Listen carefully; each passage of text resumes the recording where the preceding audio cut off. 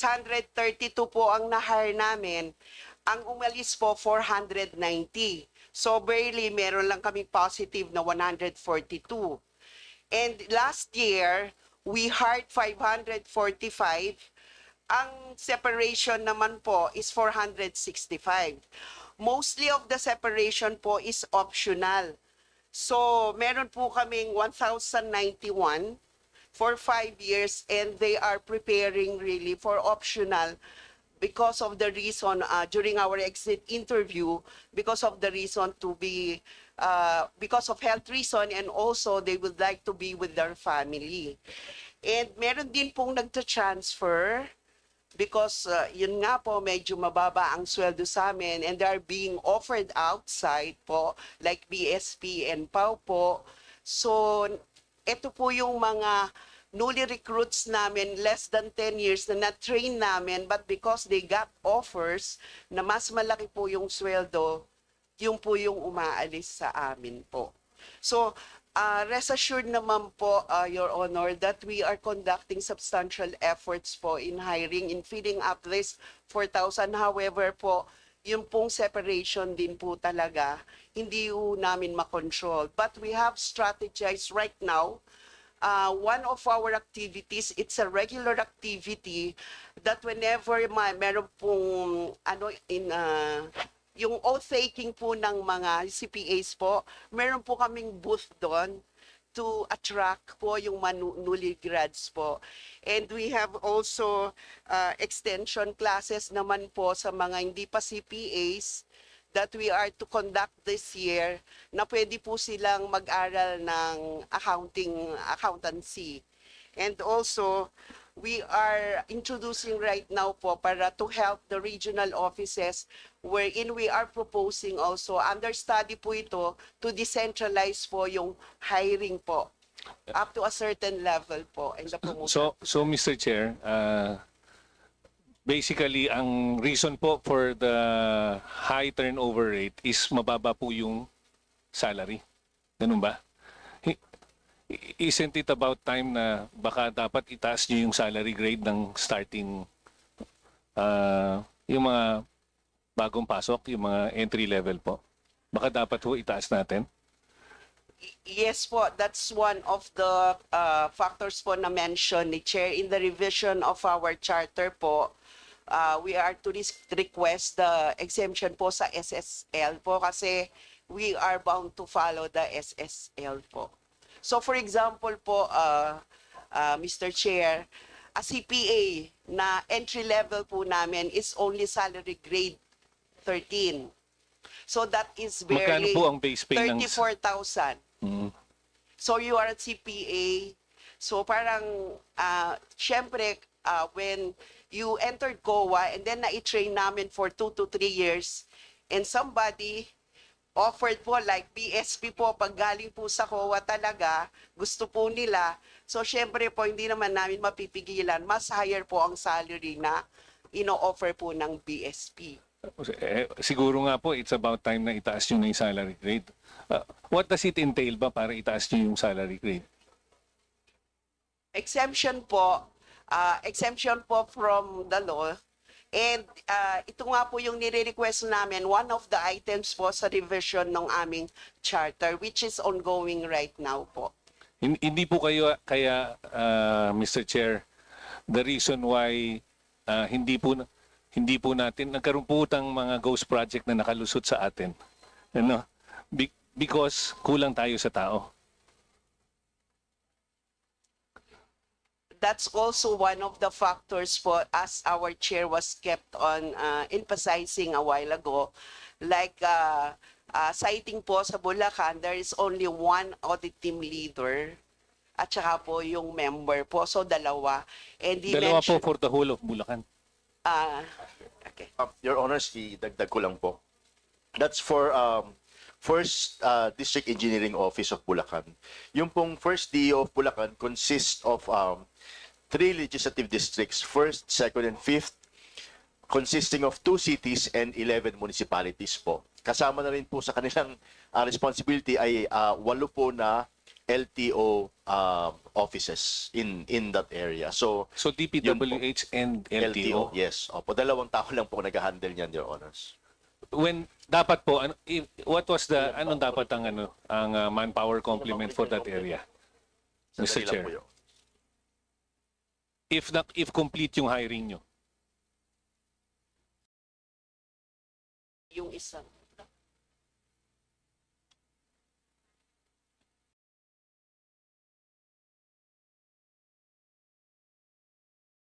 Siguro po, Your Honors, mga around 6 to 8 people po ang pwede pong mailagay sana dapat dun sa area po na yon.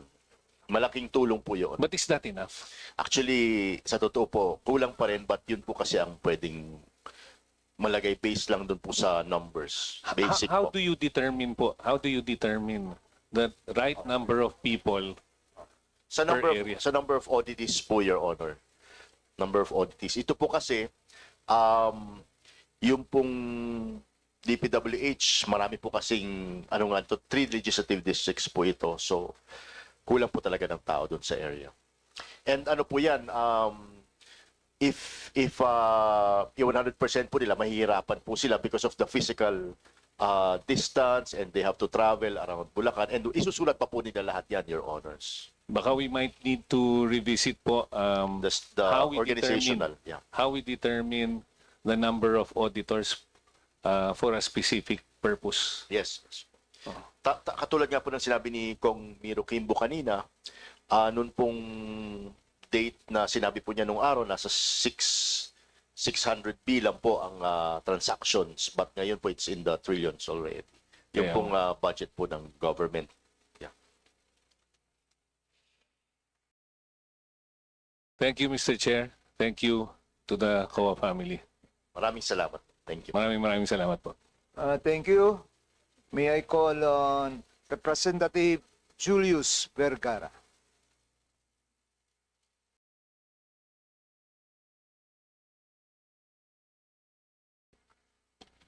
Good afternoon, Mr. Chair.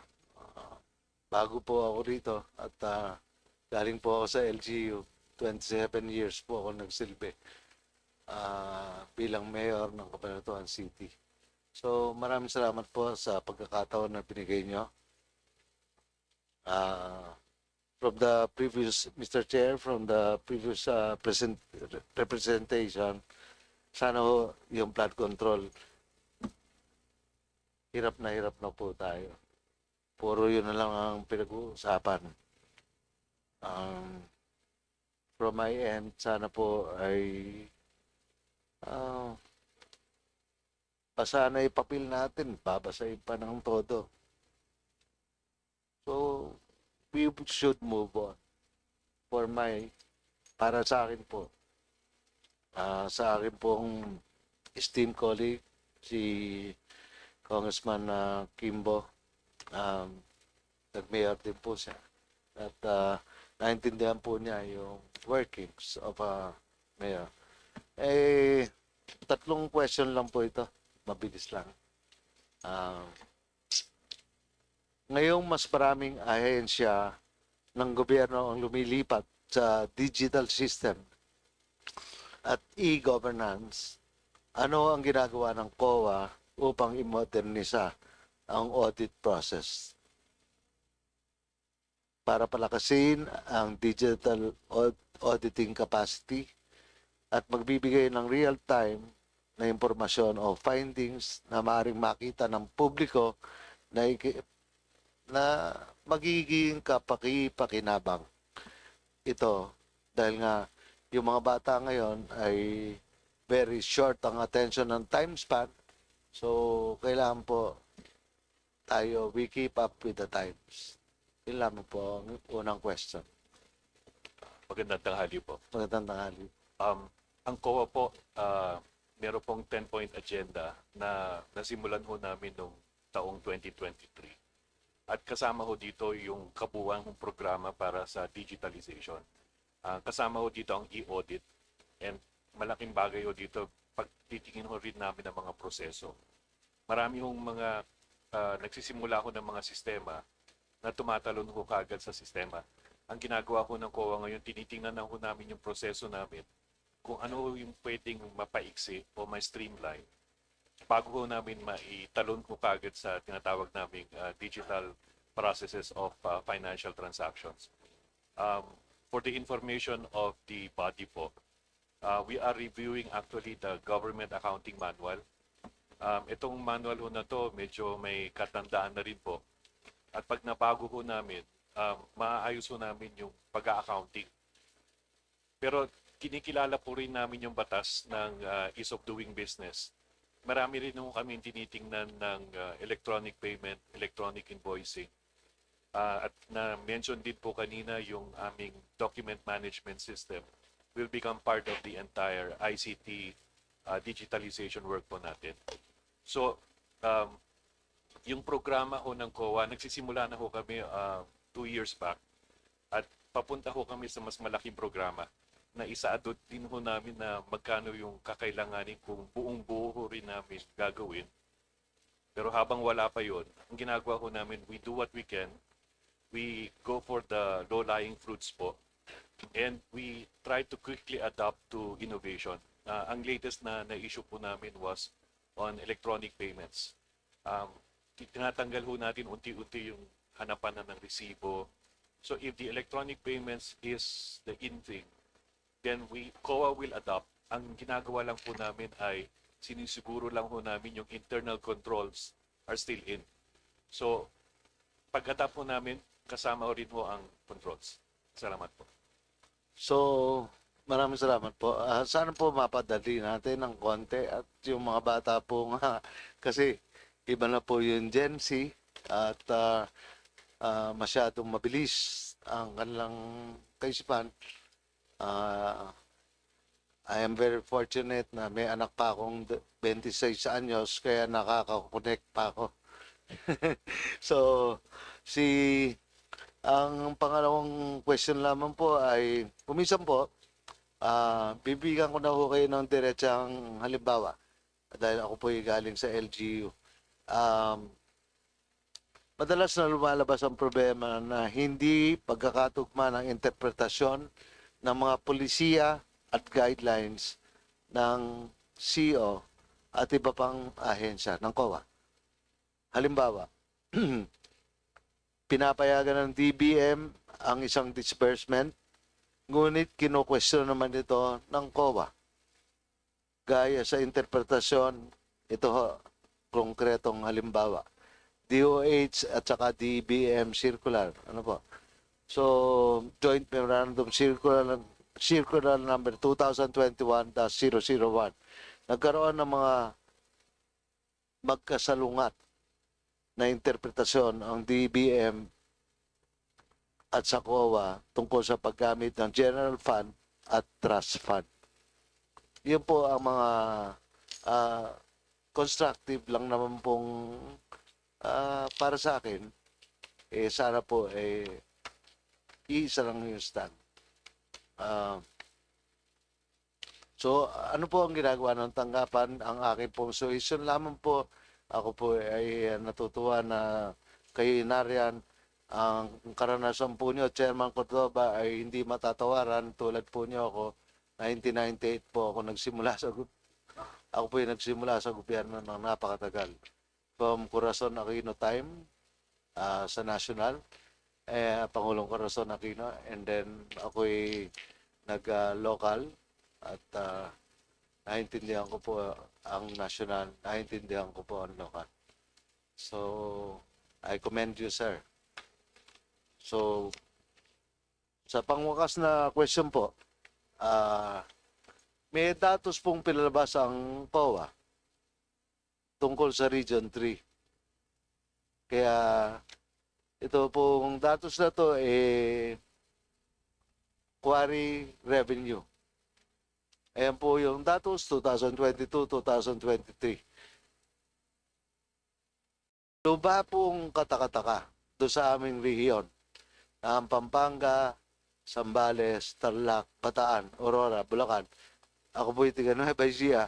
Pinakamalaki po ang aming land area, pinakamalaki po ang aming ang aming land area.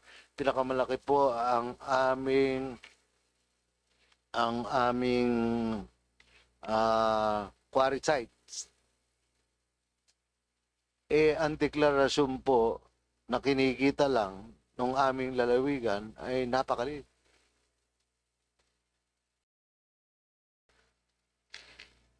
Out of the 7 provinces of Region 3, kami po ang kulelat.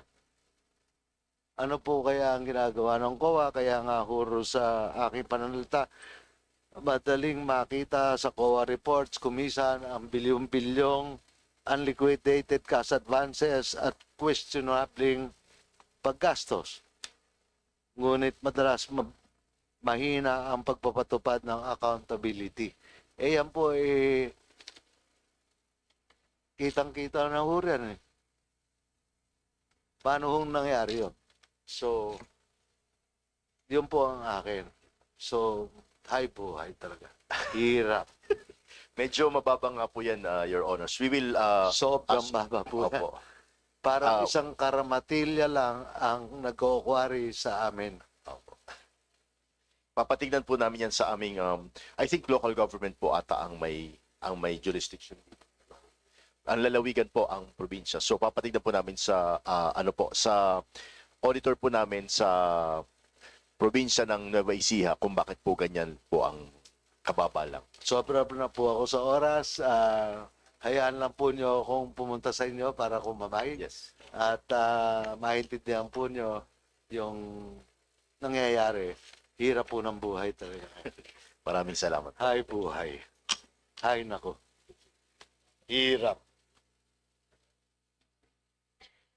Thank you. May I call on Representative Dibo Tuan.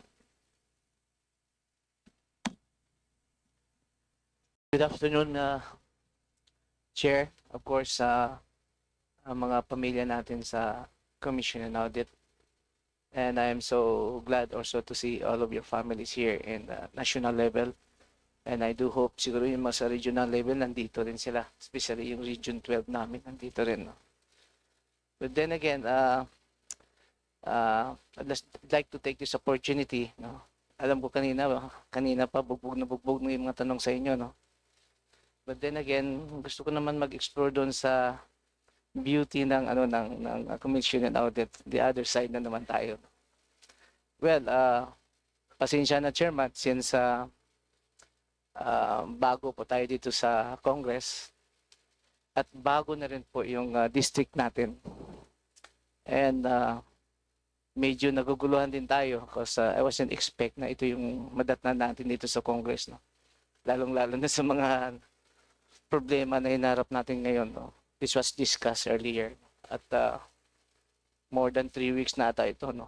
And hindi ko rin alam kung anong i-report ko sa mga constituents natin doon because I expect too much for this position. But then again, we have no choice but to move on. And just want to take this opportunity also to express my respect and appreciation to the Commission and Audit through their guidance and assistance. Naging recipient ng Seal of Good Financial Housekeeping doon yung munisipyo namin for your guidance. Tulong po ninyo. And we are consistent with it. And magmula po yun noon, since naging mayor din tayo sa taon natin sa South Cotabato, sa bayan ng Tiboli. You know. And I therefore want to express my full support for the requested budget for 2026 sa inyo po lahat. Suportado po ako. Hiling ko lang sa taga-COA na sana tuloy-tuloy yung pag-assist niyo sa mga maliliit na mga munisipyo natin. Especially yung barangay level natin. At marami po tayong problema at concern doon sa mga local level natin. And I do hope, ayaw ko na po magtanong sa inyo, Chair. Ayaw ko na magdagdag. Alam kong problema natin. Walang katapusan ito. Sana matatapos na ito sa madaling panahon. Kaya nang sinabi ng colleagues ko dito kanina na galing din sa LGU na sana mag-move on na tayo for this. No? Well, ang akin lang po is before I exit is that sana naman po bigyan nyo rin ng pansin kung yung mga national na mga budget natin ngayon. Particularly dito po sa national level. Kung binigyan nyo ng pansin yung mga maliliit doon sa atin sa mga local level, dapat unahin nyo talaga dito sa national level. Dahil ako mismo bilang bagong congressman, nakikita ko talaga yung problema dito. At saka dapat isipin natin na chairman, na hindi po presidente yung boss natin dito. Lalong-lalo na hindi mga senador, mga boss natin dito. Lalong-lalo na kami mga congressman. Hindi po kami mga boss dito. Yung mga ordinaryong tao. Yun po ang mga boss natin. Maraming salamat, Chairman. Maraming salamat po for your manifestation. Rest assured po, Your Honors, that gagawin po namin sa aming pong makakaya na, of course, unang-una mabantayan po ang paggamit ng pondo ng bayan.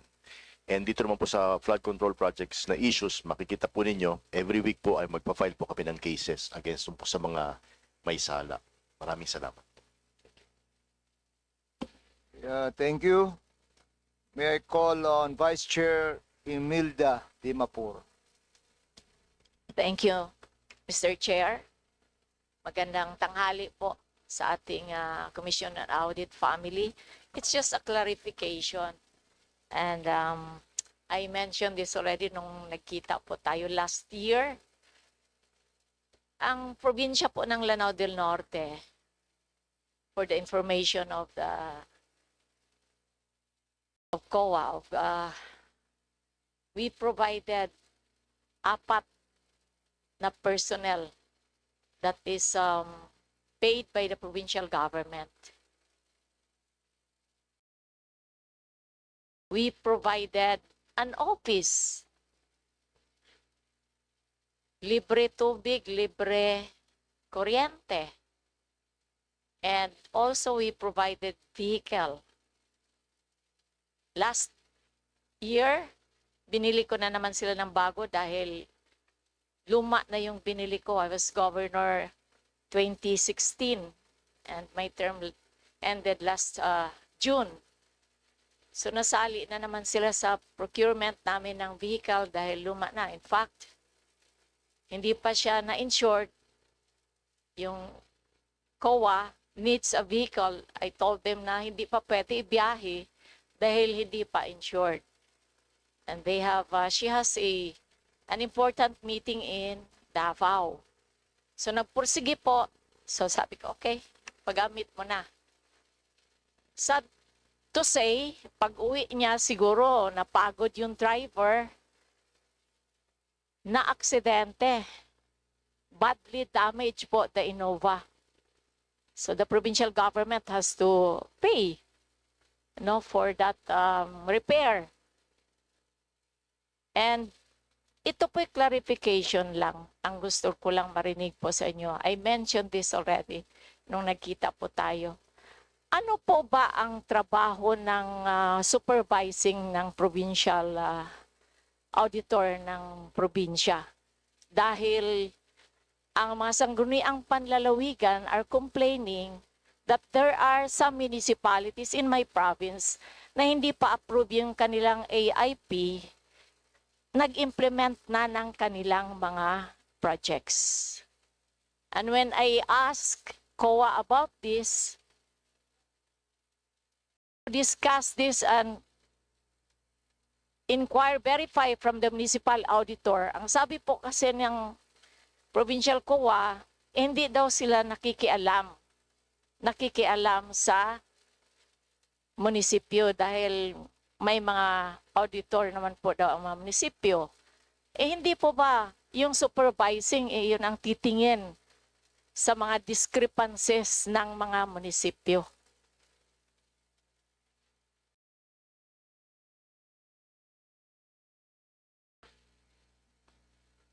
Ang in charge po, ma'am, sa amin pong local government audit sector ay si Ascom Juliano po. Good afternoon po, ma'am. Your Honor. Meron pong supervision ng supervising auditor sa mga audit team leaders po sa audit teams. Ang bumababa po na sa sector is general audit instruction. From the general audit instruction po, merong specific audit instruction ng regional director na yun po yung magiging audit focus ng mga teams namin sa field. Kagaya doon sa municipality po. Yeah, I just hope that you can look into that. Yes po, yes po. Dahil I've been complaining this from your provincial auditor and yet malaki po kasi like we have a 35% share from that the GN powers in Lanao del Norte. He just remit almost a year kung hindi ko sinabihan that the Sanggunian will already call his attention. Apo, we So will, pagtitingnan lang po natin kasi kami sa probinsya parati kaming na AOM. Kahit na yung ang alam ko po ng exit conference like 2019, pag nag-exit conference na kayo, you are already cleared, right? Hindi ganon. O no wonder that hinukay na naman niya at ang hiningi lang is the transmittal letter. Transmittal letter lang ang hiningi. Yun lang ang hindi ko maintindihan. Bakit kailangan ng transmittal letter? So sana tingnan na lang po ninyo and maybe you can yes po, we will call the look into attention that, of the provincial particular issue po. auditors in the province of Lanao del Norte that they have to look into this. There's a few discrepancies po sa ating mga munisipyo ng probinsya Yes po, ng Lanao del Norte. Yun lang, I just would like to put that, I'm sure it is in the minutes. So when I go back to the province, I will meet again with the provincial COA. Dahil sabi nga niya, hindi daw nila trabaho. It's the municipal. But there's a supervising officer, right? Yeah po, from the ng provincial. Hindi ko alam kung natatakot ba siya sa mayor na ito. from the designation po, kaya po supervising sila. They have supervision over audit teams. Kaya kindly yun lang po ang aking concern to look into this. Yes po. In fact, kung pwede nga, i-audit lahat yung munisipyo ng Lanao del Norte. Kasi there are really discrepancies in this well, I'm saying a few, but mas maganda lahat na lang. So you can look into this. Yun lang po, Mr. Chair, ang aking concern. At once again, magandang tanghali po sa inyo. Thank you very much po, Mr. Chair and Ma'am. Kami po ni Ascom Juliano ang personally po na mag-check po dun sa binanggit po ninyo. And we have to report back to Kong. Thank you very much po. Thank you. That ends our first round. We shall now proceed with our second round. I call on Representative Eli San Fernando.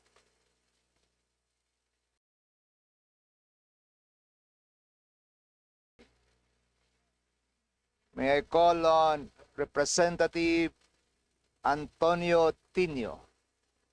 Thank you, Mr. Chair. Round 2. Okay.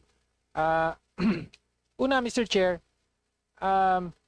last year, 8 August 2024, COA Intelligence and Confidential Funds Audit Office issued a notice of disallowance on the 73 million pesos worth of confidential funds spent by the Office of the Vice President in 2022. Ito po yung notice of disallowance. Sabi po at the time, nung na-bring it up na ito, I think dito rin sa Committee on Appropriations last year, ay binigyan ng 6 months to file an appeal ang Office of the Vice President. More than 1 year na po. Ano ang status, ano ang update dito sa notice of disallowance sa 73 million out of the 125 million na confidential funds noong 2022? Thank you, Your Honors, for that question. Actually po, nakapag-appeal po ang Office of the Vice President.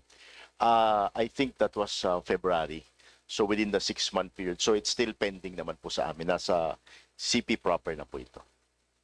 Nasa saan po? Commission City, proper po. Sa commission. NBank po. Sa NBank po, yes. NBank. So wala pa pong, hindi pa po nare-resolve. Hindi pa February po. Your Honors. nag-file. Yes po. Okay, mga gaano katagal po ang resolution usually ng mga appeals na ganito?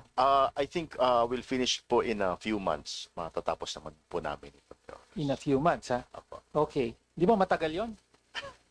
Actually po, Your Honors, napakarami po kasing pending sa NBank, and yung pong aming ay gumagawa po ng draft, ginagawa po nila ng draft decision, and then it will be discussed in the NBank. So marami po talagang pending cases. So rest assured, matatapos po namin yun na Your Honors. Okay, syempre hindi po na independent commission po sila. Na-highlight ko lang po rito yung malaganap na interest ng publiko sa usaping ito. Alam niyo naman siguro yon. No? Okay. Sunod po, next topic.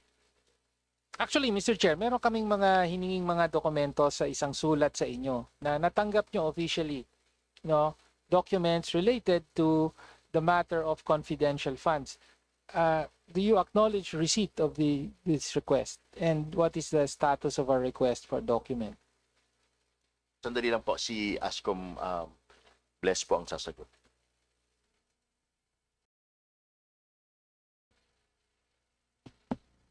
Good afternoon. Good afternoon, Your Honor. Yes, we acknowledge receipt of your letter requesting particular documents. We are yet to comply with your request because given the sensitivity of the documents that are involved, our office needs to secure clearance from the chair, the office being the under the direct supervision of the office of the chair. So, Chair, sana makasagot po kaagad. Okay. Your Honors, just for lang po, I will take a look at the letter po. And siguro po kung it would entail subpoena, we would request for a subpoena para meron po kaming legal cover for it. Okay, Kung noted po. kailangan po. Yeah. Okay. Maiba naman tayo. Okay. So ngayon yung usapin po ng CSE COA DBM Joint Circular Number 1 Series of 2017 Rules and Regulations Governing Contract of Service and Job Order Workers in the Government, and the subsequent joint circulars that were issued initially with CSE, COA, and DBM. Eventually, nawala na po yung COA, yung CSE pala. Essentially extending and expanding upon that Joint Circular Number 1 of 2017. So ito po yung nagpapatungkol nga sa issue ng job order contract of service. So essentially sinasabi rito ay dapat na ang idea dapat na phase out na, tama ba? Ang job order and contract of service dahil ito nga yung mga empleyadong essentially gumagampan ng trabaho ng mga regular pero wala silang employer-employee relationship sa gobyerno. Therefore, mas mababa ang compensation, walang mga benepisyo, at of course, walang security of tenure. So, in-extend nyo po. So, the last one is Joint Circular, saan ba tayo? COA, DBM, Joint Circular Number 2, Series of 2024. Yung po ba ang pinakahuli tungkol dyan? So this extends till December 31, 2025. So hanggang end of the year na lamang po. Pwede po, sige, kayo na po magpaliwanag. Ano po ba yung significance ng pinakahuling issuance ninyo? Your Honors, thank you. Si Ascom Lord na po ang mag-explain. Your Honor, Mr. Chair, we have extended it that the job orders and contract of service will only be up to December 31 of this year, and that these job orders and contract of service should be regularized within the agency. So that's the tenor of the joint circular po. So dapat maging regular na po sila.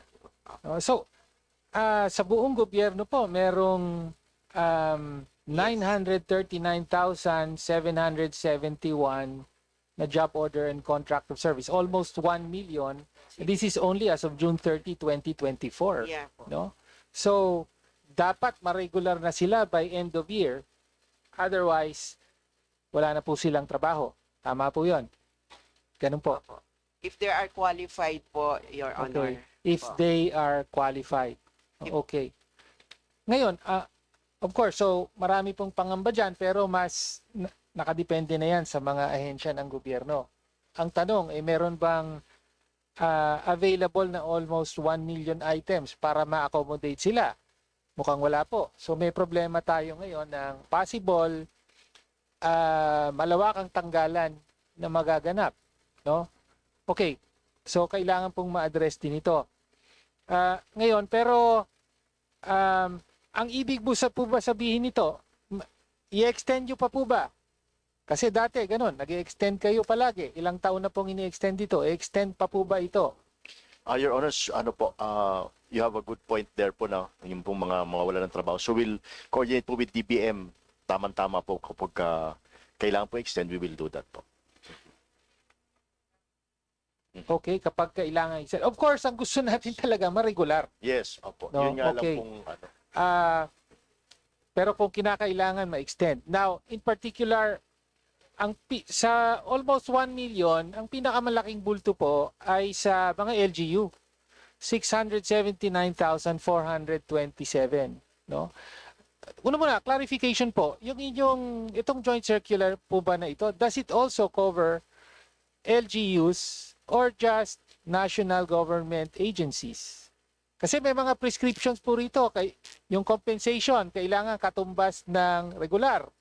Plus, meron pang premium. Tama po ba?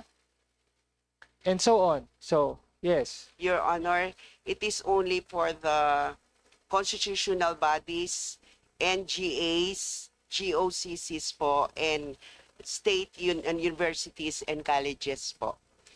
In short, hindi Wala po covered pong LGUs. ang LGU. So in other words, wala pong limitasyon sa mga LGU. Pwede pa pong magpatuloy ang pag-hire ng job order and contract of service kahit yung mga tinatakda nyo na dapat ang bayad nila katulad ng sa regular plus 20% premium, hindi po sila covered doon. Wala pong anumang proteksyon ang mga job order and contract of service. Of course, sabi sa LGU, of course sabi natin dapat pa-regular sila. Pero alam natin, lalo na sa LGUs ay komplikado po 'yan, di ba? So, bakit po wala kayong issuance for job orders and contract of service covering LGUs?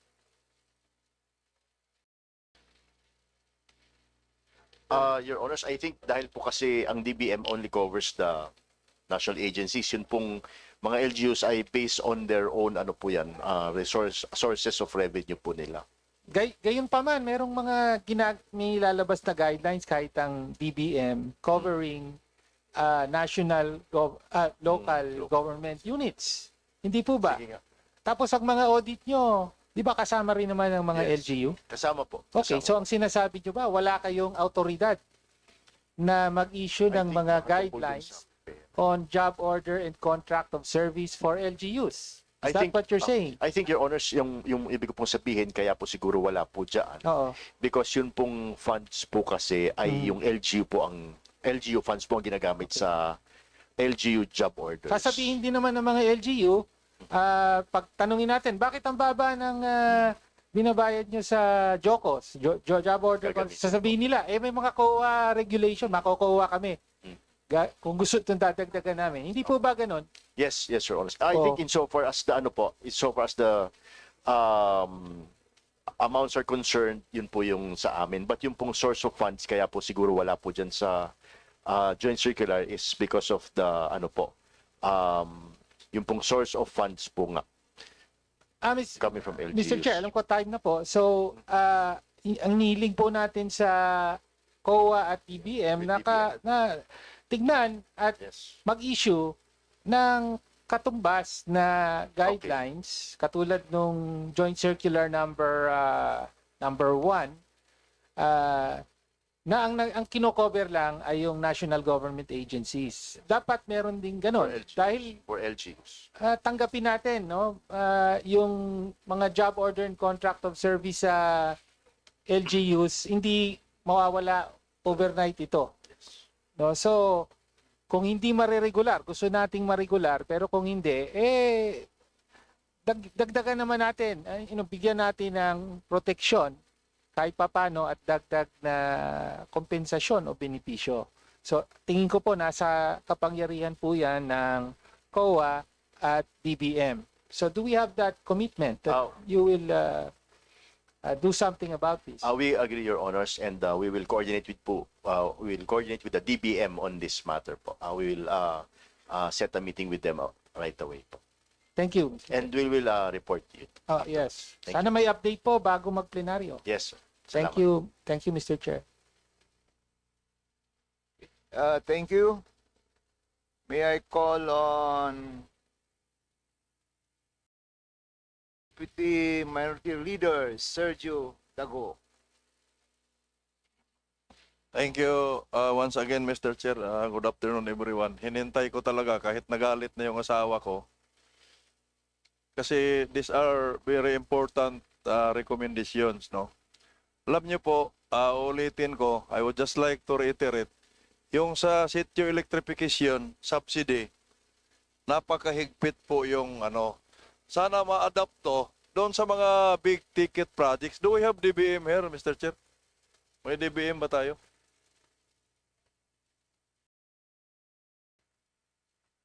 Doon sa subsidy for sitio electrification, ako mismo nag-introduce ng special provision sa GAA na yung mga electric cooperatives who are the implementing arm of the National Electrification Administration, kasi yung pundo i-release po sa National Electrification. Then the one who will implement as contractors, yung mga electric cooperatives. Pero wala pong tubo yung electric cooperatives, nag-aabuno pa po yun. So, ang nilagay ko since the 18th Congress, nung nakarating ako dito, is a special provision. Kasi bago ako dumating, may mga electric co-op din na hindi tinatapos, nire-releasean ng 18 sityo. 10 lang yung natatapos, tapos next year, may release na naman. Ang ginawa ko, nilagyan ko ng special provision noong 2020 na GAA, o hindi ko 2021 na lahat ng electric co-op na nireleasean sa prior years na hindi pa natapos ay hindi nare-releasean until fully liquidated.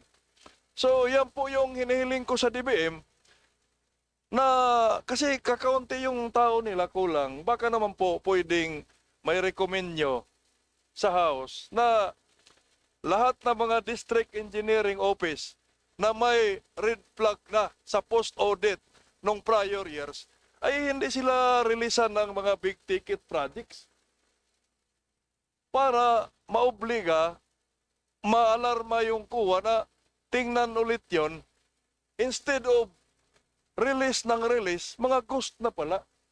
So kaya can the DBM recommend that to Congress na may special provision tayo na ganon kagaya nung sa sitio electrification subsidy?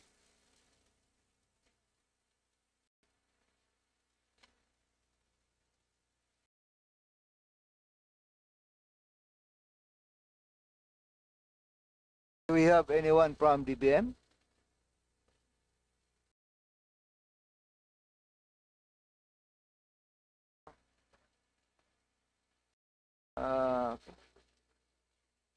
Please introduce yourself. Good afternoon, Mr. Chair. I'm Director Gina Brillantes from the DBM. First, Honorable Dabook, unang-una po, it's not under my bureau, yung DPWH po. So, we recognize po your suggestion. And if I may inform lang po, Congressman Dagook, that currently, Secretary Pangandaman and Secretary Dizon are checking or looking at the budget of the DPWH. Based na din po dun sa agreement, I guess, dito din po sa House and upon the directive of the President. So, ipaparating ko po kay Secretary Pangandaman yung suggestion ninyo pagdating po doon sa mga projects ng DPWH. Kahit lagyan nyo lang ng cap na yung 50 million and above, dapat may ganong provision. Depende po yun sa inyo or mag-usap kayo ni Kuya. Kasi biruin mo, 6,000 lang yung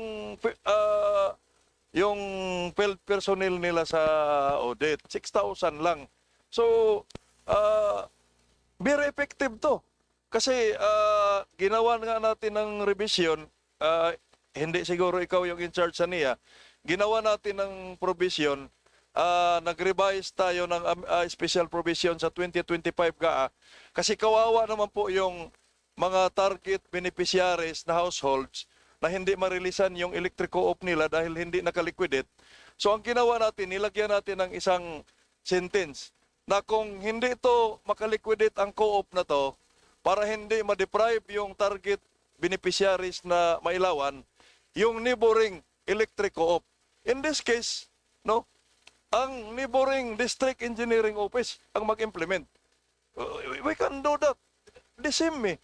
Kasi kung may red flag tong kagayan yan, sino yung mga nasa Bulacan, bakit release kayo? Ngayon lang ninyo sinabi na tinitingnan. Ang tagal na nilang ginagawa pala yun kasi ang dami na nilang kotse. So I hope no, we can seriously look at that. Nasa GAA po yung provision na yan for the last 3 years na special provision. Now, Kuya Mr. Chair, magkano po ba ang sahod doon sa mga technical auditors natin, I'm sure mga civil engineers yun. Magkano po yung sinasahod nila? Sandali lang po, Your Honors. Si Ascom Lorna po ang sasagot. But before she answers, Your Honor, I would just like to manifest na yung pong sinabi nyo kanina tungkol po dun sa audit na... Special provision. No, yung pong pamamaraan ng audit po sa NEA. We will talk to NEA po about it para po maisaayos po namin. Baka po it's too masyado po mahigpit yung pagpapa-implement such that yung pong electrification ay tumatagal. So we'll work on that po. Tama po yun. I agree doon sa strict na monitoring. Pero wag na yung mga Yes. wag na lang yung mga imposible. Yes. Doon sa mga lugar na yon, imposible yung mga contractor. Naka-mark lang sa kontrata yung ibang mga tao doon. Opo, actually, So, yung magkano po yung sinasahod? Kasi yung po, Your Honor, yung pong entry level, kung kapapasok po, SG13 po, so 34,000 po. Tapos, pag na-promote po, Your Honor, kung SG16 po, 43,000 po, 43,000 plus. Pag naging naman po siya, SG22, 87,000 po. So, for promotion po yon. And hanggang SG24 po is 119,000 po. alam ba ninyo, kasi nag-audit kayo, alam ba ninyo magkano yung counterpart niya doon sa DPWH na engineer? Yung kagaya niya, entry? Maganda sana kung masagot natin yan. Baka, makita natin, kasi may ongoing tayo na amendment ng PD 1445. Na-file na ba yun? pending na po, Your Honors. So, tutulungan namin yun. Ako ay personally support yung bill na yan sa government reorg. Ang inaano ko lang dito, yung mga kagaya ng mga assistant district engineer sa Bulacan, yung district engineer na ganyan, mas maganda siguro sa kuha sila ma-hire. Kasi alam nila yung palusot eh. So hindi makalusot yung nasa DPWH kung kagaya nila yung ma-hire sa kuha. Kaya lakihan na natin yung yung sahod sa kuha. Thank you, Mr. Chair. Thank you. Before proceeding, we'd like to recognize the presence of our Chair of the Committee on Appropriation, Representative Makila Sansing.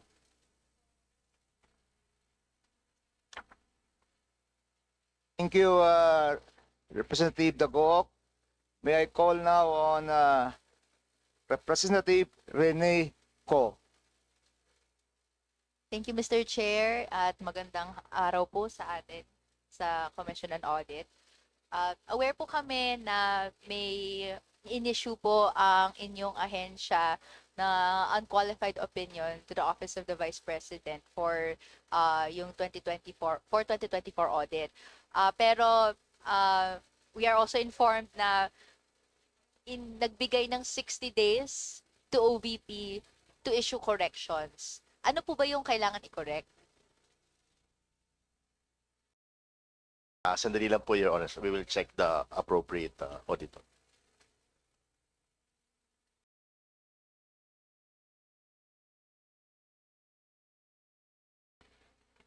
Ay, good afternoon po, Your Honor. Is it the 2024, may I know of OPP unmodified opinion? ma'am? Yes po, yes po. Okay, so you were asking if ano po ang i-correct? Yes po, because sa news reports po, no, COA gave 60 days to submit corrections in 2024 audit. So ano po ba yung mga corrections that needed na hiningi po ninyo? Okay po. For the 2024 annual audit report for the OVP, we have only one financial observations that impacted on the financial statements of the Office of the Vice President. That's the reason why there was an unmodified opinion. So in terms of the action taken by the Office of the Vice President per this discussion with our audit team, although the AAPC has not yet been submitted, it would be 60 days. It has been an adjustment was already made by the appropriate agency or the Office of the Vice President on the misstatement with regards to the leased equipment acquired through donation. That's the only unrecognized or adjusted by the end of December 31, 2024 for that particular account equipment. Thank you po for your response. So, meaning to say, meron pong misstatement on equipment acquired through donation. Yun ay hiningan nyo ng correction. Yes, At ma'am. ano pong action na tinik po ng OVP in relation to this? I think there was this journal entry voucher that was issued by the Office of the Vice President correcting the error on that particular item or equipment. Okay. Thank you po for your response. Siguro ang tanong ko na lang po, hindi po ba dapat hiningin na natin yung correction na yon bago nag-release ng unqualified opinion? Since the result of the audit was towards the end of the results of the audit of the OVP was made, or the AOM for that particular finding was issued, that's beyond the submission, or already the OVP already submitted the financial statements to the audit team. So that particular misstatement or error that we issued for the OVP, the financial statements was already closed. So the finding was made, or our team identified the error when upon the submission of the financial statement as of December 31, and it was submitted before February 14 of 2025. Ano po ulit yung, sorry, na-submit ng February 14, 2025? Yes, ma'am. Yes, Your Honor, the financial statements of the Office of the Vice President. So, meaning there was already the financial statements of December 31, and there was that financial statements was never was there was no adjustment na for that financial statements. That's why we or the team did not, the team issued the AOM after the February 14 when with the financial statements of the OVP was submitted, Your Honor. Baka po, Yes, ma'am. pwedeng ma-reword ang tanong. So, napansin po ba yung error after ma-issue yung unqualified opinion? Yung tanong po is, bakit po nag-issue na? And then, maghahabol ng statement na in 60 days may correction na kailangan gawin nyo po. Your Honor, because the error that okay, so the error was beyond the materiality threshold. So it was an unmodified opinion. Even if there was an error of 3.8 million, it was beyond the or it is below the materiality threshold of the team. So to clarify, 3.8 million yung cost ng error. Yes, Your Honor. Okay. May the committee made this representation receive a copy po ng report po ng anong findings po nitong error na to, and then the action taken by the agency, no? And kung close na po ba tong matter na to? Close na po ba tong matter na to? We will submit, Your Honor, the appropriate documents. Yes. There was, I don't know UPSI yet, but the team informed that there was an adjustment already on that particular item. Okay. Journal entry voucher was submitted. Gusto ko rin pong siguro i-manifest, kaya po ganito yung line of questioning natin dahil COA is the supreme auditing agency of the country. And so gusto natin yung steps na tinitake niya, no, ay for the benefit of mapagkakatiwalaan yung lahat ng releases niya. Kung meron pong ganitong developments na may pinapa-issue na correction, pero ang history po ng Office of the Vice President in 2023 audit reports 2022, meron pong findings yung COA po na, for example, noong 2023, 65 million in improperly liquidated welfare goods, 176 million pesos in disaster aid with no complete documentation, etc. Highly sensitive po yung usapin. So, kaya po, kinaklarify natin, no, kung bakit nagkaroon po ng pag-issue ng unqualified modified opinion, and then magre-require po ng correction within 60 days. So, we'd like to receive a copy po of that finding po, yung error na yon, and ano po yung findings ng COA po nito. Gusto ko rin pong sumagot regarding that. I think yung sinasabi po niyo na 60 days, that's mentioned in the transmittal letter, tama po ba? Yes po. Of the audit report. That 60 days po pertains to the AAPC or the action plan the action plan that the agency should present after 60 days based on yung mga nasa part 2 ng mga findings po. And then the reason why unmodified po yung opinion because that's just pertaining po sa financial audit po. So, unmodified po siya because probably there is not much impact na magbigay ng qualified opinion po. So, unmodified. But, ito po, babasahin ko lang po ito kasi nasa website po namin regarding yung mga opinions at saka yung audit na kinonduct po. Meron kami pong attachment doon sa COA News po namin doon, clarifying yung mga audit opinions po and the audit that was conducted. Sabi po dito, as such, an audit opinion only covers the financial audit and thus does not reflect the agency's level of compliance with laws, rules, and regulations reported under a compliance audit, unless these have financial impact. nor the application of the principles of economy, efficiency, and effectiveness in the agency's operations reported under a performance audit. So yung opinion po na lumabas na unmodified pertains lang po sa financial audit po. Ngayon, kung may mga nakita na dapat niyang i-comply within yung 60 days po na yon, they should submit an action plan on how they plan to do yung mga recommendations po na nandun sa part 2 po ng annual audit report po. To clarify din po, ma'am, ano po ba yung materiality threshold? Kayo sa cluster. Okay, that's the materiality threshold that the team adopted is as percentage on the totality of the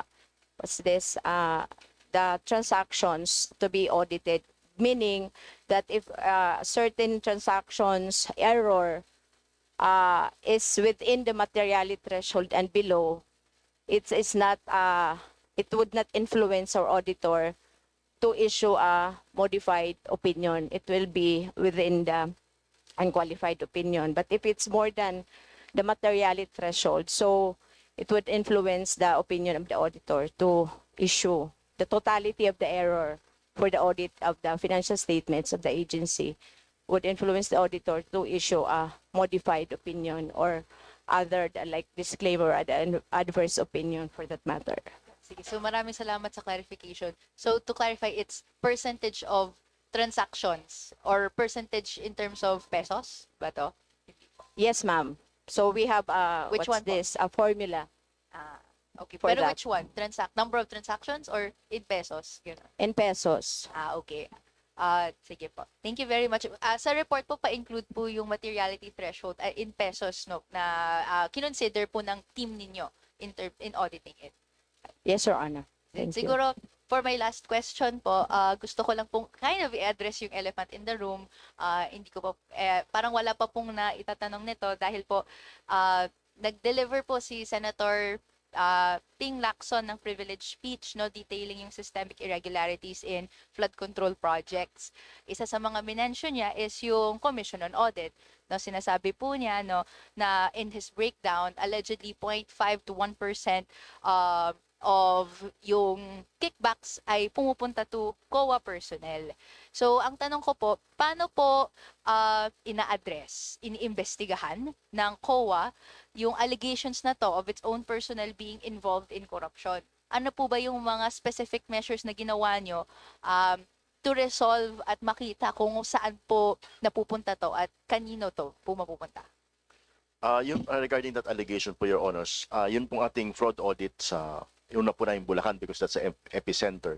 Part of the fraud audit report po yan. So, inaantay po namin from the fraud audit team. And if matanggap po namin, it will be referred to our Internal Affairs Office.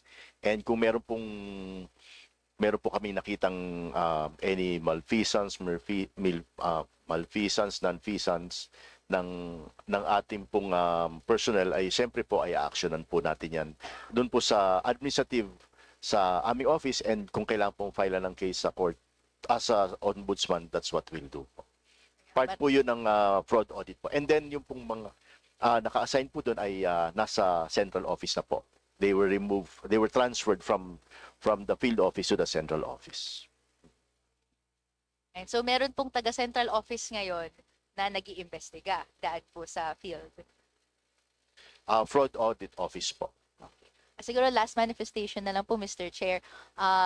Napakahalaga ng mga steps na to dahil kung may implications, no, yung COA kaya po palang i-bribe and it is unable to clean its ranks from within, naapektuhan po nito yung dependability ng mga audit certifications or even yung mga nilalabas po ng COA.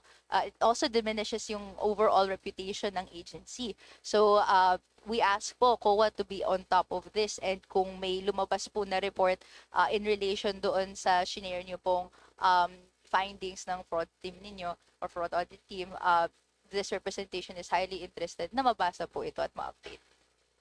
Definitely po, Your Honors, we will copy furnish the committee dun po sa report na lalabas. Thank you very much po. Maraming salamat, Mr. Chair. Thank you. In accordance with our current leadership initiatives in the Committee on Appropriations for greater transparency, we have here a question coming from a civil society organization. And I would like to read this, and I think this addressed also to the COA. As this is our question for the COA budget deliberation.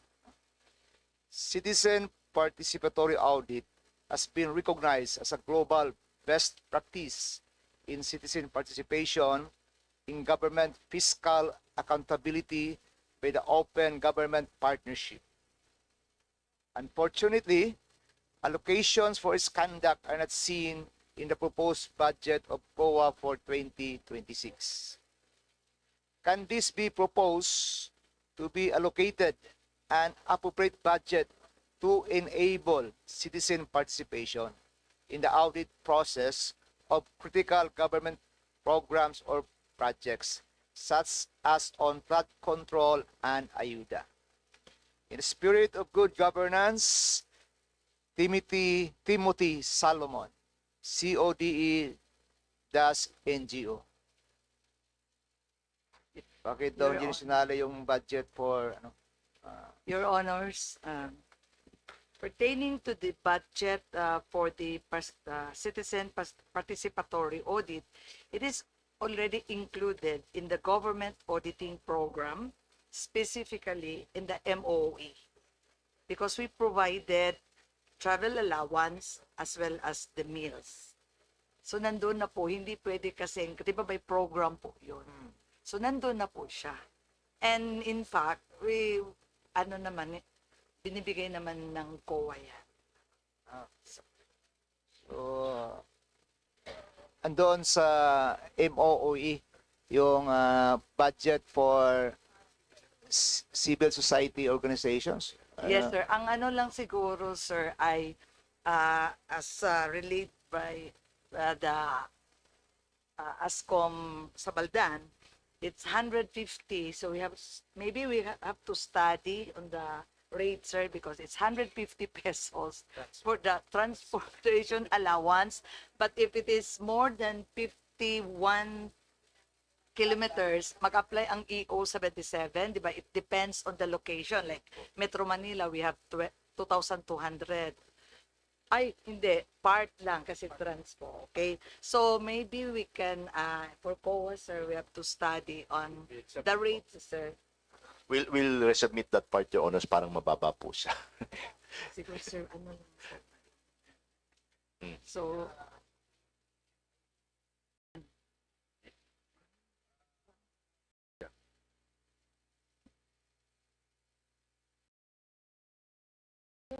At this point, I'd like to turn over to our chair, this resumption of the hearing. Thank you very much, Vice Chair John Tracy Gagas. Thank you very much for facilitating today's hearing of the Commission on Audit. I'd like to greet, of course, our very hardworking chairperson, the Honorable Gamaliel Cordoba, sa atin pong mga mula po sa pamilya ng COA. Magandang araw po sa inyong lahat. I just have a few questions po, Chair, before we end today's hearing. My first question was actually raised already previously by a few of my colleagues here in the House, but I just wanted to delve deeper. This is in terms of the timeline for the release of the financial reports, the COA financial reports, the annual financial reports rather of COA. Right now po kasi, I think for now it's slated to be released on September 30, right? Because it's already provided for in the 2025 GAA that it would be uploaded on the website by September 30th. So I just wanted to check for the status as to the uploading. We're roughly less than 3 weeks away from the date. So ready na po ba yung financial reports natin for 2024? Thank you for that, Your Honors. ASCOM Aray or Sal will be the one to discuss that po. Thank you po. Good afternoon, Ms. Chair. The status of the annual financial reports, we are in the process of finalizing it, and we can beat that deadline on September 30, definitely. Okay. Sige po. So happy to hear that it would be released soon. I think a lot of our colleagues and the general public are also very keen to see the annual reports for the different agencies for fiscal year 2024. Ano ba sabi ko? Financial reports? Annual audit reports. I keep on saying it wrong. Thank you. Yeah, so the annual audit reports will be uploaded by September 30th. Financial report. So when will the audit reports be uploaded? Actually, yun yung kailangan ko. Based on the sorry po. Sige. Based on the GAA po, it's December po, Your Honors. Yes, that's actually what we want to change, to be honest. Okay, that's why I was saying just wanted to align, right? Financial reports would be uploaded September 30th. Audit reports will be uploaded December. Okay, so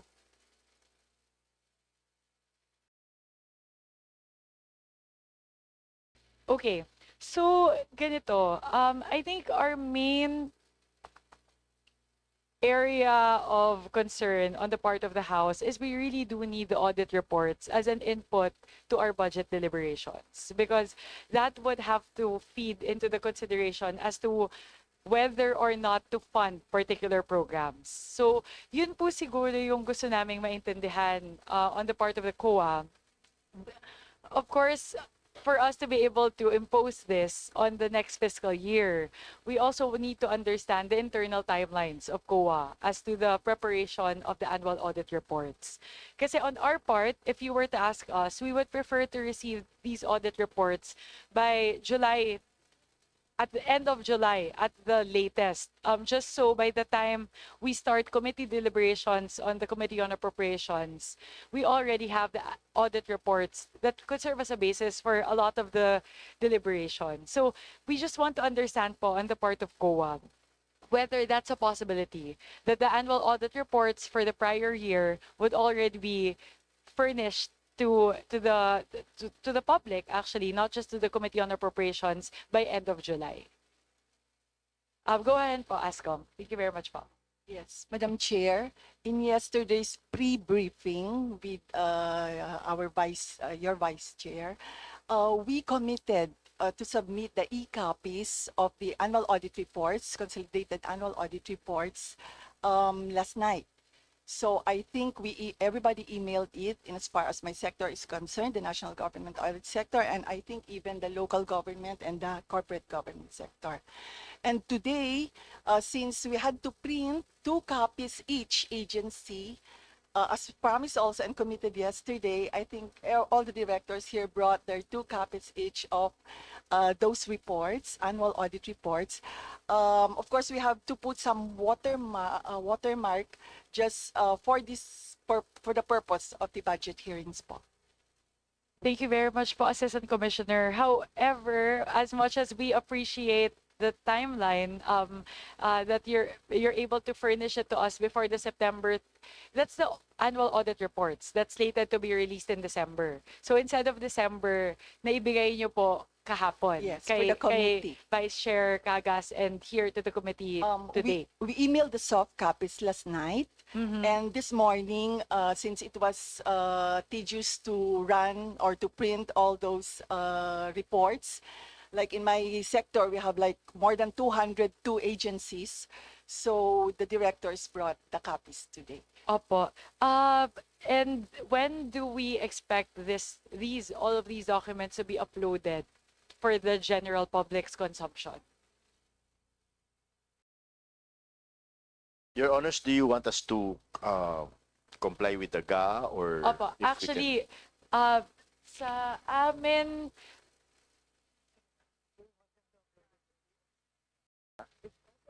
if possible po, because I do believe, ang nakalagay lang naman po sa GAA,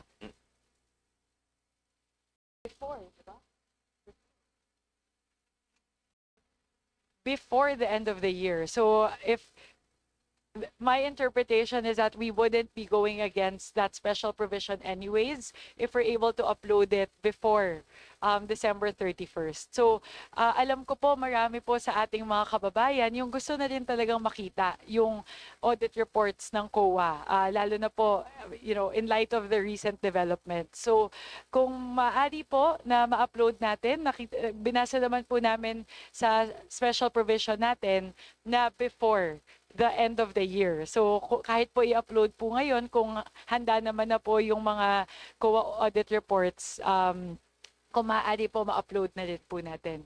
So for this year po kasi, I think several of our colleagues in the House have expressed that frustration. By the time po kasi, we're already in September 11.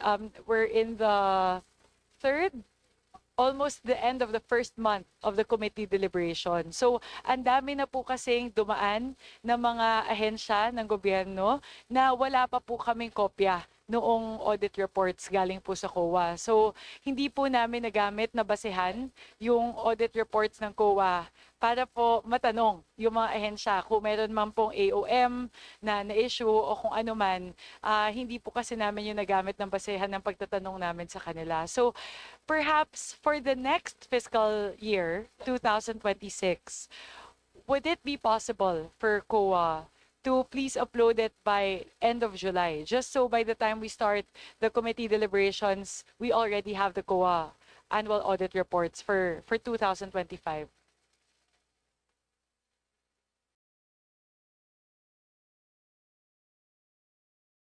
Yes po. Yes, please, Chair Cordoba.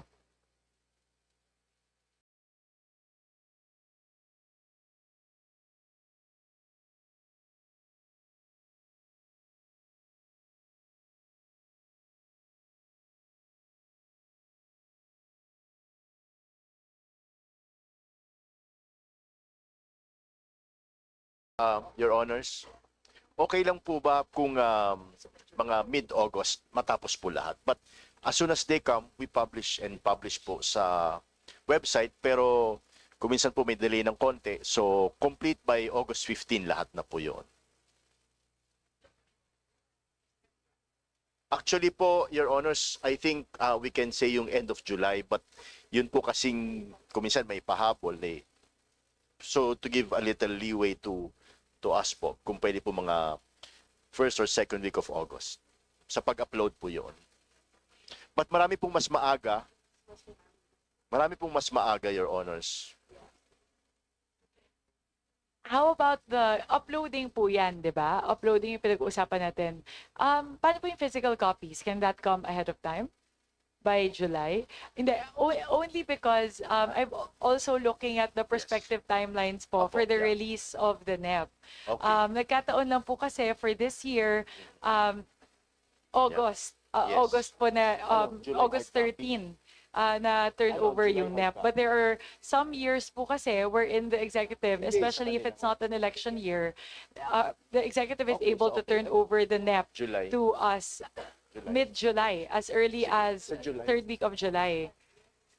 So kaya po kaya? Kasi para lang po magamit po namin na basehan yung COA annual audit reports pag nagde-deliberate po kami sa Committee on Appropriations. I believe Madam Chair, your committee is included among the oversight offices that we send copies to after the transmittal of the audit reports to the agencies concerned. I believe we have already submitted. And these are additional copies that we just gave last night and today po. Oo. We gave to the oversight agencies hard copies po. Committee on Appropriations is one of those offices that we sent copies to po. All of the audit reports po.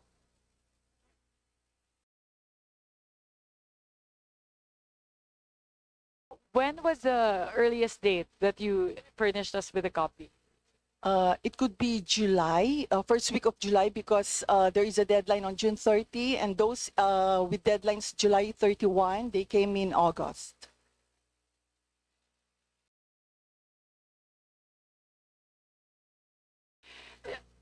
what was the first date that you transmitted a copy for a national agency? Nakikita ko po kasi dito yung mga maaga SUCs lang eh. Kailan po yung una na national agency siya, as in major department? If it's a major department, the transmittal of the audit reports are usually July 31 to the agencies. Therefore, it should come to your end middle of August.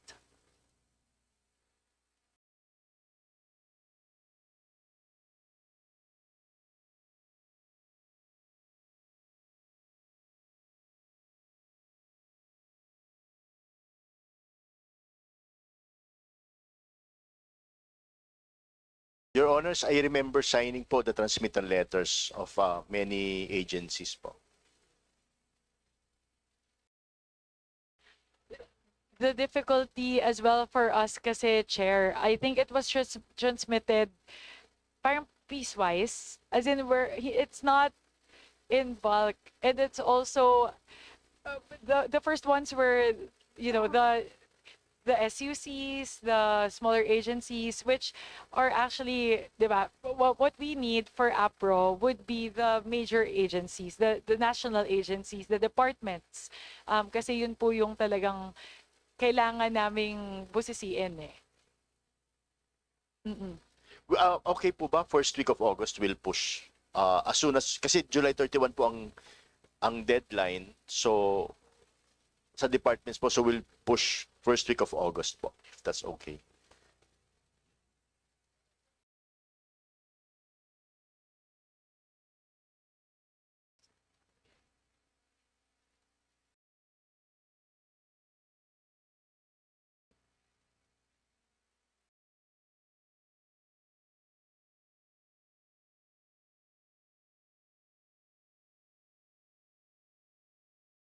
So if would COA be comfortable if we word it in the special provision as first week of August?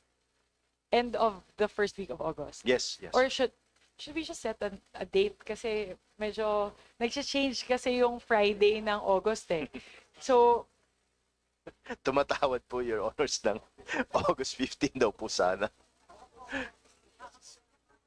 Sabihin nyo kasi. Huwag nyo sa akin sabihin. Sabihin nyo sa akin. Ano ba yung kulang? Ano yung up? Sabihin. Sige po.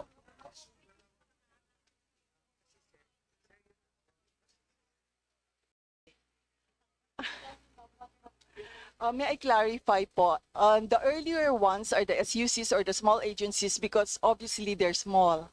So maybe it's just a standalone annual audit report. But for the big departments, there is a consolidation that is being made nationwide. Hence, our deadline for that is usually end of July.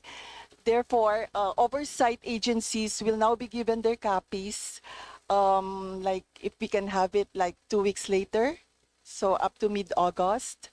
And then, by the way, in that case, we will not be able to get the AAPC, the action plan from the agency concerned, because it is in our transmittal letters that they have 60 days to comply with that AAPC, meaning they have to come up with an action plan in respect of the recommendations stated in those audit reports. would it not be possible to move up the internal guideline, the internal timelines of COA, just so yung 60-day period na yon would come earlier? Can you move up your internal timelines po? Only because yun talaga, we're receiving it quite late eh. Madam Chair, I think it is not only COA which would be adjusting those dates, but even the agency, because we received the financial statements February 14 of the ensuing year, and then audit will be conducted, financial audit, and then along with some compliance audits. So June 30 is the earliest deadline for the annual audit report. And then that's June 30 transmitted to the agency itself. And then 2 weeks later, within those 2 weeks, to the oversight bodies. You mentioned, ma'am, June 30?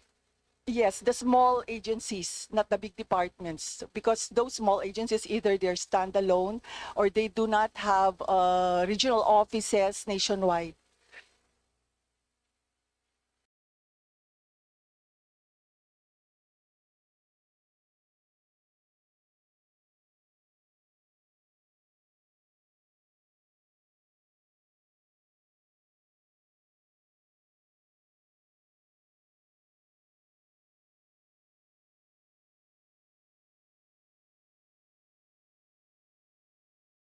Your Honors, ano po, we'll sit down first and then para how we'll study how we can adjust and then we'll revert back to you Opo, po. kasi again, we're looking at it from the perspective of we Yes. really need this as an input for the budget deliberations. Again, in previous years, as early as mid-July po kasi, nato-turn over na yung NEP. From the executive to the legislative. So we start budget deliberations straight away. So if you were to ask us po, the best talaga would be all audit reports of all agencies and departments would already be transmitted to us by end of July. So dapat po sana by July 31. Kasi again, if we start by the end of July, let's say ma-turn over po yung NEP on the 3rd week, we start deliberations on the 4th week of July. By the time po dumating sa amin, naka-2-3 linggo na po kami ng mga ahensya na hear na po. So, if we may lang po, Chair, please confer with the COA family and please do let us know if it would be possible to transmit all the annual audit reports by July 31 of the following year. We understand, Your Honors, and we agree po sa inyo. Pag-usapan lang po namin how we can comply. Kasi po maganda po lagay din sa GAA para po. Yes. Thank you. Opo, We'll revert po. We're looking into amending the special provision for COA with regard to this. Kasi ang dami na pong nag-raise din noon na perhaps that's the frustration. The COA audit reports provide a very important critical resource for all of us to scrutinize the performance of the agencies from the prior year. And for Congress, while we do have an oversight function that spans throughout the year, it's really during the budget deliberations that we can scrutinize both financial performance and whether there's, for example, pag may AOM po and things like that. We are cognizant also of the fact that the AOM is not, final, but at least we do have, it's like a yellow flag that leads us to certain projects and programs that we would need to scrutinize further. So, yun po, we're cognizant of that fact naman. So, when we look at the annual audit reports that you will submit, titignan naman po namin yon. We'll take that into consideration. We'll revert po, Madam Chair. Thank you very much po. If possible po, Chair, hopefully before the plenary, just so when we finalize the committee report on the part of the Committee on Appropriations, at least when we pass it on to the plenary, we're already aligned as to how we'll modify and revise the special provision under COA. Okay po. Thank you. Thank you very much po, Chair. Thank you very much po, ASCOM, for enlightening us on the matter. Of course, it's on our part. We can raise that as a request, but of course we have to take into consideration as well the internal timelines of COA and whether that's feasible. So we'll wait for your feedback po, Chair. Thank you very much po. The next point that was raised earlier was with regard to the pre-audit and whether that would require additional manpower and resources. Again, we agree that the ideal scenario would be pre-audits would be done, at least po hindi na post-audit and after the fact natin nakikita. However, that would require legislation. So I think the prudent thing for us to do for now is to not include it yet in the funding allocation for fiscal year 2026, given that there's pending legislation. Baka po kasi maglagay tayo and then the legislation would not be passed in time and that fund would be unutilized and would remain unutilized. Ang ganda ng utilization rates ng COA, and of course we don't want to hurt those utilization rates by putting in something that we're unsure of. If it does come to a point that we would need to fund that as per once the law is passed for enabling the pre-audit, at saka na lang po natin tignan how we can provide for that additional funding. Madam Chair, as maybe we can suggest para po siguro mas mabilis yung pending legislation, baka we can concentrate first on infrastructure po. Infrastructure projects. Kasi po yun po yung big ticket items po. Yes, so we'll do pre-audits. We'll take a look at which legislations, which bills are pending, and when we put that into the committees, we'll probably po, that's easier to pass kasi the scope is less. Just an additional input, Your Honor. Dito po kasi sa infrastructure, wala po kaming participation dun sa before payment. It's after, kaya po naghahabol na lang po kami.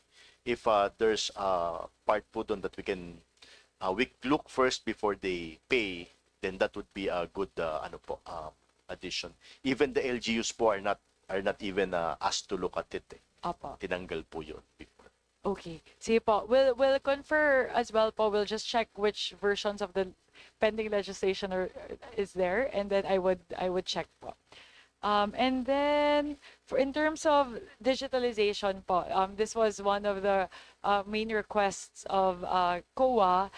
Perhaps if Chairman Cordova would want to delve on this deeper, siguro po medyo malaki kasi yung funding requirement for digitalization. May you please reiterate po, Chair, how much would be the funding requirement for the digitalization initiatives? Commissioner Douglas will be the one to discuss it. Yes Your po. Honor. Go ahead po, Commissioner Malilin. Madam Chair, based on our ISSPs currently drafted, the amount stated there is for a program of 3 years, roughly 700 million. But if we were to go full-blown with the digitalization process for the entire COA, but this is stretched over a period of 5 years, the initial estimates we had within the organization was between 4.5 billion to 5 billion. This would eventually have to be finalized and fine-tuned. So currently, Madam Chair, we're just looking at a certain amount based on our ISSP. But if we were to move this or accelerate this ahead, we would be happy to present a firmer budget, a multi-year budget, so that we can have the entire program done in 5 years. Thank you. Thank you, Com. Actually, that's what I was getting at as well. If COA would like to include this in the list of projects which they wish for the committee to consider for additional funding, if we're able to find additional fiscal space, better po sana if you put it in as a multi-year program, because perhaps we can submit it to the DBM as a candidate for MICA. Medyo mabigat po kasi talaga masyado yung 5 billion as stated by Commissioner Malilin. So perhaps if the chair so decides to include this in the list of yung wish list po ng COA, which we will submit for the committee's consideration, please put it in as a multi-year program. And then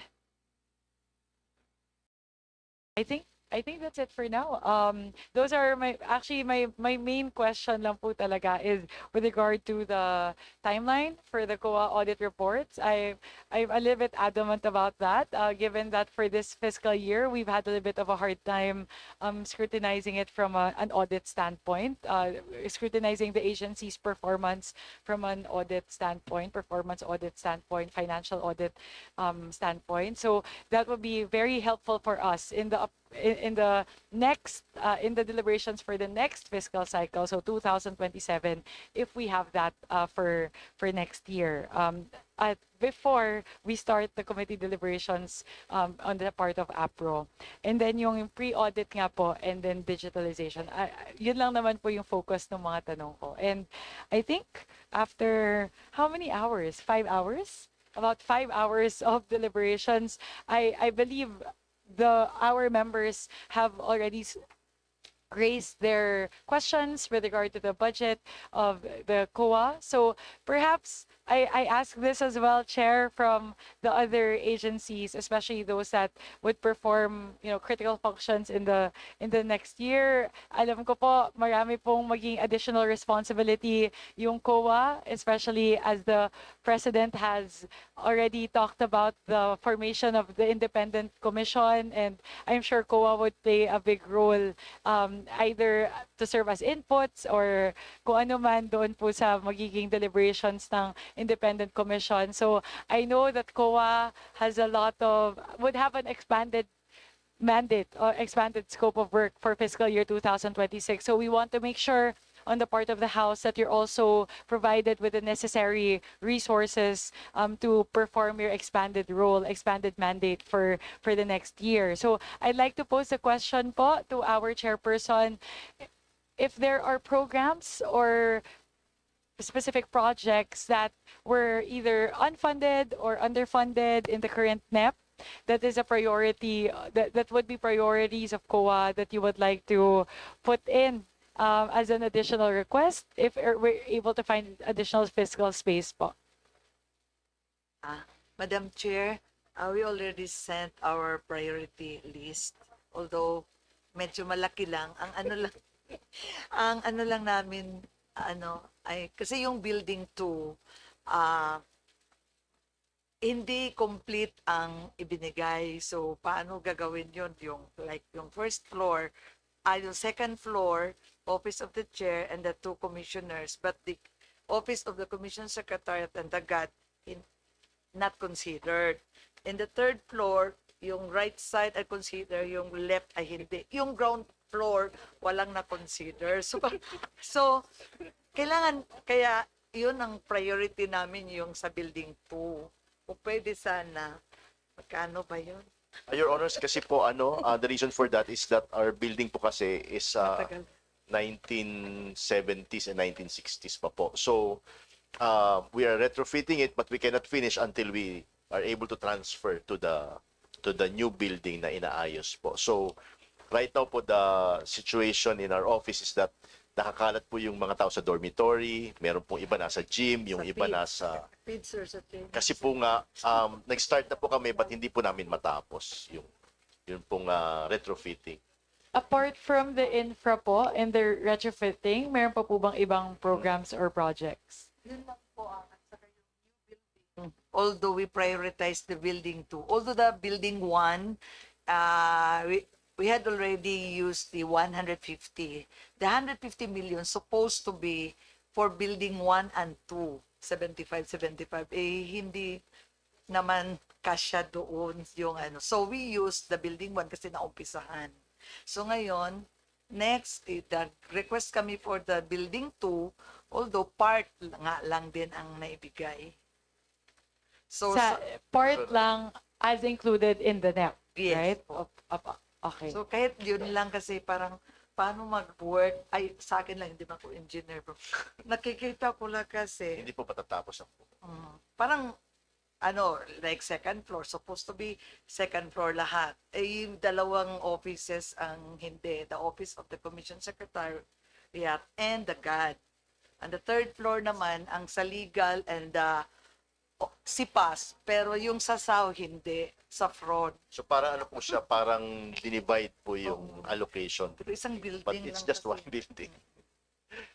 Madam Chair, just a suggestion dito sa ating challenge ng financing dahil ang sikip ng fiscal space natin, Madam Chair, some national government agencies and local government units have engaged into public-private partnerships in creating or in constructing their building. So this will increase our leverage given the fact that we have very limited fiscal space.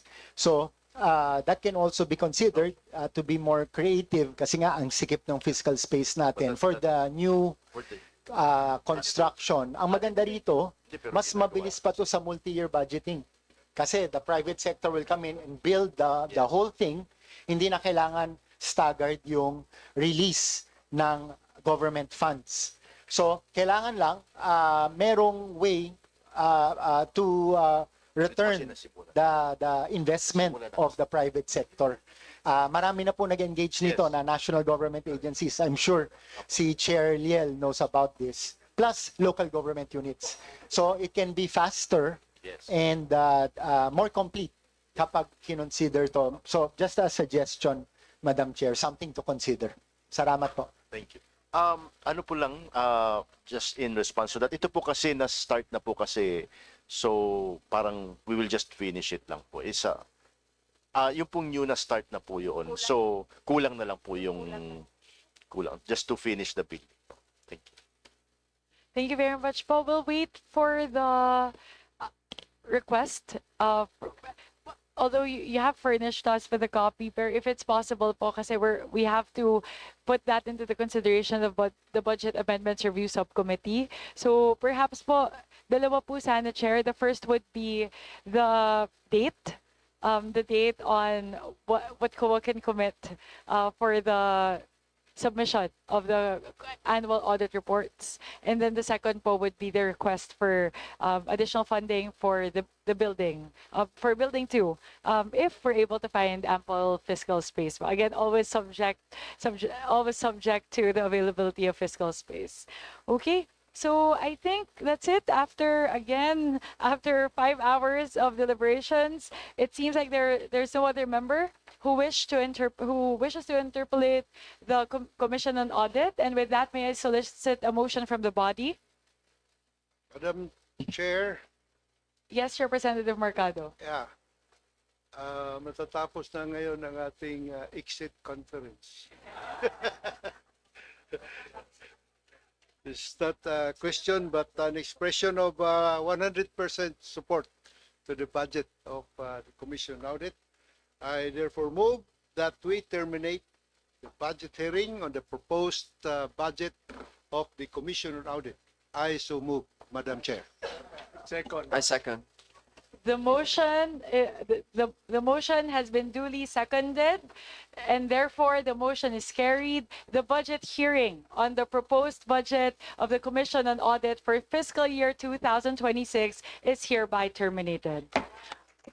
Maraming salamat po sa ating kagalang-galang na chairperson ng Commission on Audit, the Honorable Cordova. Maraming salamat po sa ating po mga assistant commissioners, sa ating po mga directors, sa buong COA family na narito po ngayong araw. Maraming salamat po. Thank you so much for invaluable insights, and we'll take all of these into consideration as we finalize the budget proposal for COA on the part of the House. Maraming salamat po.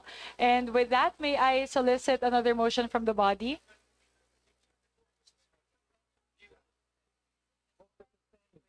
Move to suspend, Madam Chair, to give way for the next agency. To give way to the budget hearing of the DICT, this hearing is hereby suspended.